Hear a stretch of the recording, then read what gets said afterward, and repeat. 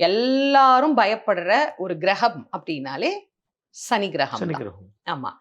சனி சரியில்லை அப்படின்னா நம்ம எல்லாரையும் சொல்ற ஒரே ஊர் எதுன்னா திருநள்ளாறு தான். திருநள்ளாறு. திருநள்ளாறு போங்க. அங்க இருக்கிற கோவில்ல போய் நீங்க வழிபாடு, அது ஒவ்வொருத்தரும் ஒரு ஒரு மாதிரி சொல்லுவாங்க. இதை செய்யுங்க, அதை செய்யுங்க. பொதுவா ஒரு வழிபாடு செய்யுங்கன்னு சொல்றாங்க. போற 99% பேரு என்ன செய்யறாங்க அப்படிங்கிறத சரியா நம்ம கவனிச்சு பாக்குறோமா அப்படின்னா இல்ல. அங்க போய் யார கும்பிட சொல்லணும்?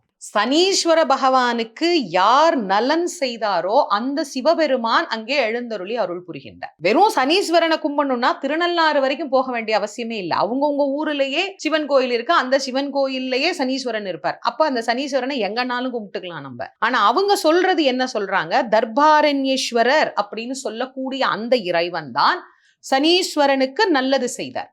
அப்ப அங்க போய் யார கும்பிடணும்? சிவபெருமான தான் கும்பிடணும். தர்பாரண்யேஸ்வரர்கிட்ட போய் சொல்லணும். சொல்லி பெருமானே இந்த மாதிரி ஏதோ பிரச்சனைன்னு சொல்றாங்க, என்ன நீ காப்பாத்து அப்படின்னு சொன்னா அவர் சனீஸ்வரனுக்கு சொல்லுவார். அந்த கோவில்ல போய் நாம ஒரு 10 நிமிஷம் உட்கார்ந்து நம்முடைய மனம் ஒடுங்க நம்ம தியானம் பண்ணணும். சனி எப்போ ஒருவரை பிடிக்கிறதுக்கு யோசிப்பாருன்னா அவரிடத்தில் குற்றம் இல்லாத போது அவரை பிடிக்கிறதுக்கு அவர் யோசிப்பார். இது நிறைய வரலாறுகள்ல நம்ம படிச்சிருக்கிறோம் இல்லையா? ஆஞ்சநேயரை பிடிக்கும் போது அவர் யோசிச்சார், விநாயகரை பிடிக்கும் போது அவர் யோசிச்சார். ஏன்? எங்கேயுமே தப்பில்லை, எப்படி போய் பிடிக்கிறதுன்னு தெரியல.